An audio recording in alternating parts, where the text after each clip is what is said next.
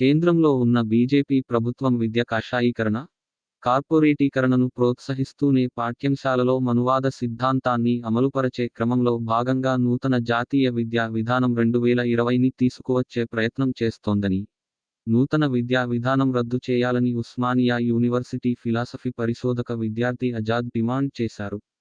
బుధవారం పెద్దపల్లి ప్రెస్ క్లబ్లో ఈ నెల 25, 26లలో హైదరాబాద్లో నిర్వహించే సదస్సు పోస్టర్లు ఆవిష్కరించారు.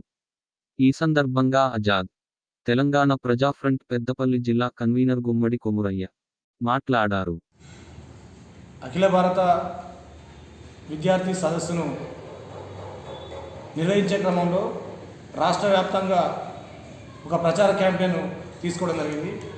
ఈ ప్రచార క్యాంపెయిన్లో భాగంగా ఈరోజు ఇక్కడ నిర్వహిస్తున్నటువంటి మీడియా సమావేశానికి వచ్చిన భారత్ బచావో స్టేట్ కమిటీ సభ్యులు, అదేవిధంగా జిల్లా చైర్మన్ గారు, అదేవిధంగా తెలంగాణ ప్రజా ఫ్రంట్ కన్వీనర్, తెలంగాణ ప్రజా ఫ్రంట్ అధ్యక్షులు, అదేవిధంగా విద్యార్థి సంఘాల మిత్రులు ప్రతి ఒక్కరికి కూడా ఉద్యోగాలు ఉన్నారు.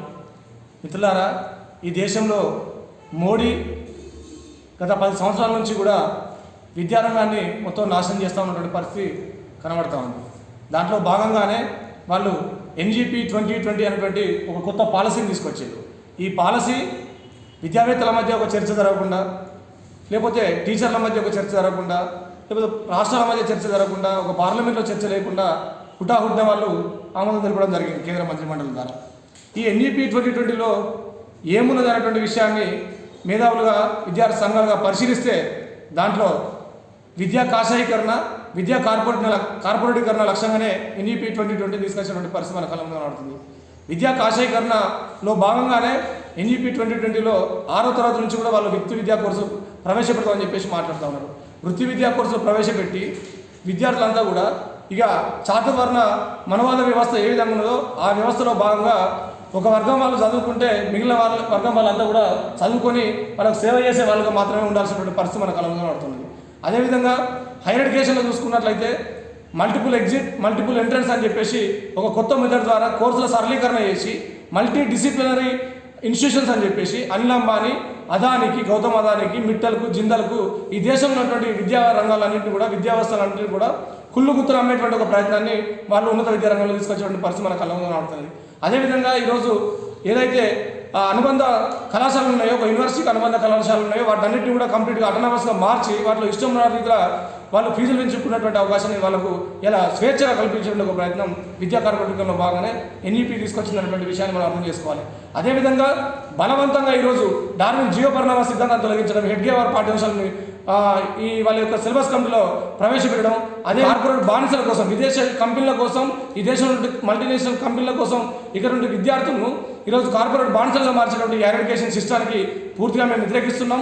ఇట్లాంటి విద్యా విధానాన్ని ప్రభుత్వం తక్షణమే రద్దు చేయాలని చెప్పేసి దేశవ్యాప్తంగా ఉన్నటువంటి మొత్తం విద్యార్థి సంఘాలు, విద్యార్థి లోకం, అదేవిధంగా ప్రొఫెసర్లు, టీచర్లు, మేధావులు అందరూ కూడా ఏకమై ఈ నెల 25, 26వ తేదీన హైదరాబాద్లో సుందరయ్య విజ్ఞాన కేంద్రంలో మేము అఖిల భారతీయ విద్యార్థుల జాతీయ సదస్సు నిర్వహించడం జరుగుతూ ఉన్నది.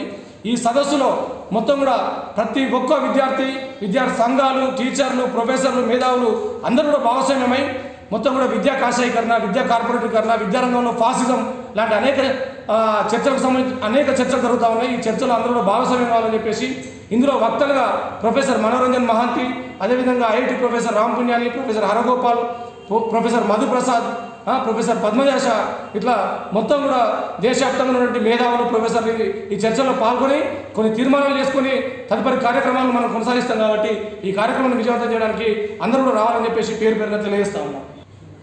అఖిల భారతీయ విద్యార్థి సదస్సు ఫిబ్రవరి 25, 26వ తేదీలో సుందరయ్య విజ్ఞాన కేంద్రంలో జరగబోయే సదస్సుకు ఈ క్యాంపెయిన్లో భాగంగా విద్యార్థి నాయకులందరూ కూడా అన్ని విద్యార్థి సంఘాలు ఇక్కడికి క్యాంపెయిన్లో భాగంగా పెద్దపల్లికి రావడం జరిగింది.